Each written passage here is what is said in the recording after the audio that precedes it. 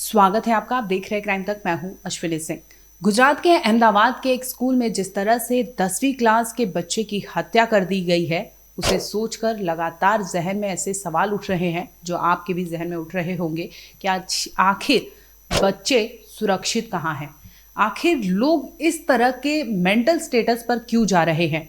ये लेवल हो गया है कि जहां पर एक पेन, एक पेंसिल या फिर इरेजर चोरी होने पर वहां पर मामूली विवाद होता था, लेकिन आप सोचिए ये विवाद समय के साथ इतना बढ़ गया है कि वहां पर एक चीज को लेकर वाद विवाद होता है और ये इस कदर बढ़ता है कि रिवेंज के फॉर्म में आ जाता है। और रिवेंज भी छोटा मोटा नहीं, मारपीट नहीं, बल्कि मर्डर। आखिर हत्या की वजह क्या थी? आखिर नयन को क्यों मारा गया था? नयन इस तरह से वहां पर क्यों 4-5 बच्चों के बीच में घिर गया था? पूरी कहानी इस वीडियो में बताते हैं। दरअसल 19 अगस्त की बात है, मंगलवार का दिन था। नयन स्कूल में गया था पढ़ाई करने, जिस तरह से वो हमेशा जाता था। इसी दरमियान कुछ समय बीतता है, वो कॉरिडोर में आता है और कुछ लड़के उसके पीछा करने वहां पहुंच जाते हैं। पीछा करते करते नयन के पास पहुंचते हैं और उसे घेर लेते हैं। इस पर कहासुनी होती है। नयन कई सवाल करता है, लेकिन वो लोग तभी कुछ समय बीतता है कि चाकू निकालते हैं और नयन पर वार करने लगते हैं। इसके बाद नयन बेसुध होकर जमीन पर पड़ जाता है और उसे आनन फानन में अस्पताल ले जाया जाता है, जहां पर उसकी मृत्यु हो जाती है। ये वारदात 19 अगस्त की थी। खबर फैली बुधवार यानी 20 अगस्त को, जब पता चला कि स्कूल में ही एक 9वीं क्लास के बच्चे ने, यानी उनकी पूरी ग्रुप थी, ये गैंग था, इन्होंने 10वीं क्लास के नयन को घेर कर इस तरह से मौत के घाट उतार दिया।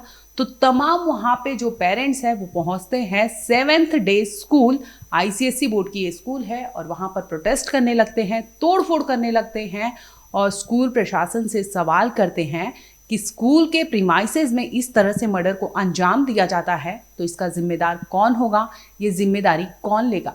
तमाम ऐसे लोग सड़कों पर उतरे हैं जो लगातार प्रोटेस्ट कर रहे हैं कि अगर बच्चों को स्कूल में शिक्षा के लिए भेजा जाता है और इस तरह से उसकी लाश अगर लौट कर आती है तो हम कहाँ सेफ हैं, हमारे बच्चे कहाँ सेफ हैं। ये तमाम ऐसे सवाल हैं जो गुजरात पुलिस और स्कूल प्रशासन पर खड़े करते हैं। दरअसल नयन को लेकर लगातार जांच चल रही है कि आखिर इस हत्या का मकसद क्या था, मोटिव क्या था। तो इसमें खुलासा ये होता है कि इंस्टाग्राम पर कुछ चैट्स आते हैं। इसके बाद बता दें कि 8-10 दिन पहले उसी स्कूल में नयन के साथ इस ग्रुप का, यानी बकायदा ये गैंग था 9वीं क्लास का, जूनियर थे नयन के, ये लोग जाते हैं नयन के पास और इनमें खाने पीने को लेकर कहासुनी होने लगती है।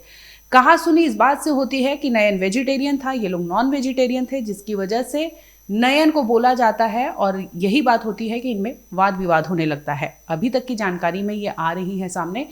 अब नयन इस बात को वहीं पर रफा दफा कर देता है, लेकिन लगभग 8 से 10 दिन बाद यानी 19 अगस्त को ये गैंग फिर से आता है, नयन का घेराव करता है और उसे मौत के घाट उतार देता है। अब आप सोचिए, एक स्कूल में जहां पर पेंसिल, इरेजर या फिर शार्पनर या तमाम ऐसी चीजें थी जो चोरी होने पर वहां पर वाद विवाद होता था, झगड़े होते थे, हो सकता है कि किसी ने हाथापाई किया हो, लेकिन अगर बात मर्डर तक आ जाए तो वाकई सोचने के लिए मजबूर करती है कि इस तरह से समाज हमारी कहाँ किस दिशा में आगे बढ़ रहा है। ये सोचने के लिए हमें काफी जरूरत है। लोग डर गए हैं, बच्चे डर गए हैं, सहम गए हैं कि आखिर स्कूल भेजे तो भेजे कैसे, क्योंकि वहां पर शिक्षा भविष्य उज्जवल करने के लिए भेजा जाता है। लेकिन अगर वहीं के छात्र, वहीं के स्टूडेंट की इस तरह से मर्डर कर दे तो अपने आप में सवाल बड़ा उठता है। और स्कूल प्रशासन कहाँ था, क्योंकि जिस वक्त नयन को घेरा गया था उसके इर्द गिर्द 4 से 5 लड़के थे और वो CCTV कहाँ था और स्कूल के वहां पर गार्ड होते हैं प्रीमाइसेस के, वो कहाँ थे कि इस तरह से सिर्फ चाकू से वार करने पर इतनी बड़ी वारदात को अंजाम दे दिया जाता है, लड़के की मौत हो जाती है और किसी को भनक तक नहीं लगती। तो ये जो नयन के परिजन हैं उनका भी कई सवाल है। इस पूरे मामले पर नयन के परिवार का भी बयान सामने आया है, उनके पिता सामने आए हैं। उन्होंने क्या कहा वो भी सुन लीजिए। स्कूल का क्या है रिस्पॉन्स, वो मेरे को बताने की जरूरत है नहीं। स्कूल में जो भी गलत डिसीजन हो रहे थे, बहुत पेरेंट्स ने वहाँ पे कंप्लेंट्स भी की है, लेकिन उसका कुछ भी सॉल्यूशन आया नहीं है। तो उसके लिए भी हमारा जो भी है आगे कार्यवाही चालू ही है और हम ये अपेक्षा करते हैं भाई मेरे बच्चे की जो मौत हुई है उसका बलिदान गलत नहीं जाना चाहिए, हमें पूरा पूरा न्याय चाहिए। तो आपको बता दें कि अभी तक की रिपोर्ट्स में यही आ रही है कि सिर्फ और सिर्फ 9वीं क्लास के बच्चे जो है अपना बदला लेना चाहते थे, गैंग बनाए थे और जिसके बाद ये स्कूल में चाकू ले जाते हैं।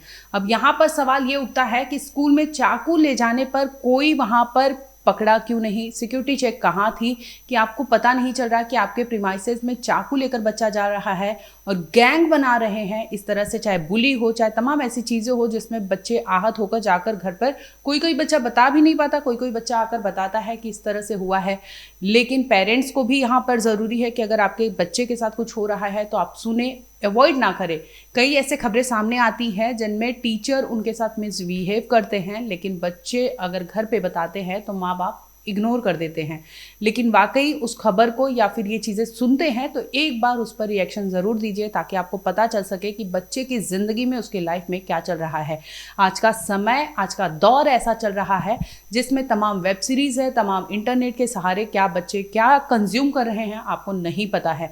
तो ऐसी सूरत में ज़रूरी है कि आप बच्चों पर निगरानी रखें, बच्चों के दोस्त बने ताकि वो बता सके कि उनके साथ उनकी लाइफ में क्या बीत रहा है। नयन के साथ पिछले 8-10 दिन से क्या हो रहा था शायद उसने अपने माँ बाप को नहीं बताया हो, लेकिन अगर ये चीज़ें बच्चों के साथ भी होती है तो बच्चों को भी ज़रूरी है कि अपने घर वालों को ये तमाम चीज़ों से रूबरू करवाएं कि उनकी लाइफ में क्या बीत रहा है। जैसे कि आपने अहमदाबाद के स्कूल में देखा कि नयन की हत्या कर दी गई, जिसके बाद उनके परिजन जो है वो बोलने के भी उसमें नहीं है कि आखिर उन्होंने क्या चीज़ें देखी है। अब आप सोचिए, एक 10वीं क्लास के 14 से 15 साल के बेटे की लाश को वो बाप कंधा देगा जो सोच रहा था कि उनका नयन एक उज्जवल भविष्य बनाएगा, उनका नयन एक अलग दुनिया बसाएगा, और उस नयन की लाश को उस पिता को ढोना पड़ा है। ये कितने समाज कहाँ लेकर जाता है और कितनी बड़ी सोच है, ये सोचने पर आपको मजबूर कर देगी कि आखिर इस तरह से स्कूल में बच्चे भी हमारे सेफ नहीं हैं। ज़रूरी है सतर्क रहना, अपने बच्चों को जानना, अपने बच्चों की ज़रूरतों को जानना, अगर उनके साथ कुछ गलत हो रहा है तो उस पर एक्शन लेना।